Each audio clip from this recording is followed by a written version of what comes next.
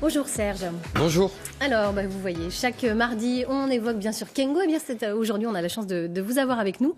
On collabore ensemble depuis le mois de janvier. Quel est le retour que vous avez des porteurs de projets qui sont venus sur ce plateau ? Ils sont ravis. Ils sont ravis. Ils sont ravis à plusieurs titres. Le premier, c'est la qualité de... Je se dis en général ça en off, mais je vais le faire là comme ça. La qualité de l'accueil de vos équipes, c'est top. La manière dont vous les recevez toutes les semaines, là, c'est juste top. Et au-delà de ça, le fait de passer sur un média de masse, comme la télévision, et pour des petites associations, pour des jeunes porteurs de projets qui sont souvent isolés dans leur dynamique, la possibilité de toucher un large public, et ça c'est important. Et l'autre aspect, c'est que au-delà du fait de diffuser leurs idées, ça crédibilise également leur démarche. Et dans le cadre des 18 porteurs de projets, je crois, qui sont passés ici depuis le début de l'année, ça a largement participé à l'aide, au financement de leurs projets. Donc c'est pour eux une très bonne chose. On en est ravis. Alors vous avez créé Kengo il y a 2 ans. Ouais. Combien de projets à peu près ont été financés en 2 ans ? 180. 180 et on est dans une croissance importante, puisque déjà sur le premier semestre de cette année, on a financé presque plus de projets que tout ce qu'on a financé l'année dernière. Donc on est dans une phase de croissance importante et ça c'est chouette. Ça vous conforte dans votre projet de départ, parce que c'était assez osé de prendre ce pari de soumettre au financement des projets 100% bretons et uniquement bretons ?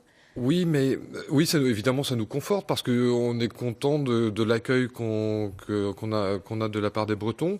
Et en même temps, quand on voit la nature des besoins, une personne tout à l'heure au niveau des sujets de handicap, et ça peut être des sujets d'insertion, ça peut être des domaines de la culture, on voit bien qu'on a aujourd'hui une refonte totale des modalités de financement d'un certain nombre de secteurs d'activité. C'est vrai pour la culture, mais c'est vrai aussi pour les champs de l'économie sociale et solidaire. Et à ce titre, on a une carte à jouer, nous, parmi d'autres, dans le financement de la vie locale. Alors, une fois n'est pas coutume, on va évoquer un projet qui vous tient à cœur cette fois-ci, c'est une nuit de la photo. Dites-nous en plus, vous lancez un appel à candidature. Absolument, puisque... on a au premier semestre, avec la société Cobraise, monté ce qu'on a appelé le tremplin, pour permettre à des jeunes musiciens amateurs de financer leur premier EP et donc de commencer peut-être une carrière professionnelle. Donc deux vont avoir accès, ils sont en train d'enregistrer là ces derniers temps. Donc ça c'est très chouette. Donc ce lien entre le monde numérique et la réalité, c'est quelque chose qui nous touche, vrai pour les projets qu'on porte auprès des internautes, mais aussi de faire aussi des choses concrètes dans la réalité. Et dans ce cadre-là, j'ai rencontré Sandrine Bourbigaud, la personne qui a monté l'association La Nuit, tous les chats sont gris, et qui a d'ores et déjà mis en œuvre ce spectacle dans le cadre de la défense des libertés individuelles, du journalisme et des choses comme ça. Et on a voulu s'associer avec elle pour faire comme ça une nuit de la photo. Donc ça diaporama sur un écran de 100 mètres carrés avec de la musique live dans un lieu sympathique et agréable et qui devrait nous permettre en 2, 3, 4 heures de projection, c'est pas encore, montrer toute la diversité de la Bretagne, mais surtout, il y a aujourd'hui beaucoup de photographes amateurs et souvent leur audience est relativement limitée. Là aussi, c'est l'occasion de rendre leur travail le plus populaire possible, voilà. Quels seront les critères de sélection ? Les photos retenues ? Combien de photos retenues ? Il y a une dimension de qualité, bien évidemment. Il faut que la qualité des photos permette ce type de projection. Et après, on va garder entre 5 et 10 clichés par photographe.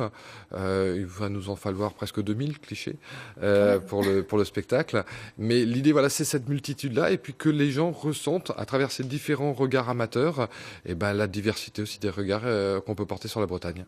Parfait. Alors, vous lancerez également en parallèle une campagne de financement participatif pour l'édition d'un ouvrage. C'est ça. En collaboration avec Cobraise, on voudrait dédier à ces photographes amateurs un recueil qui reprenne une sélection de photos de façon à garder la mémoire aussi dans le temps de ce qu'on fera cette nuit-là qui est plus éphémère.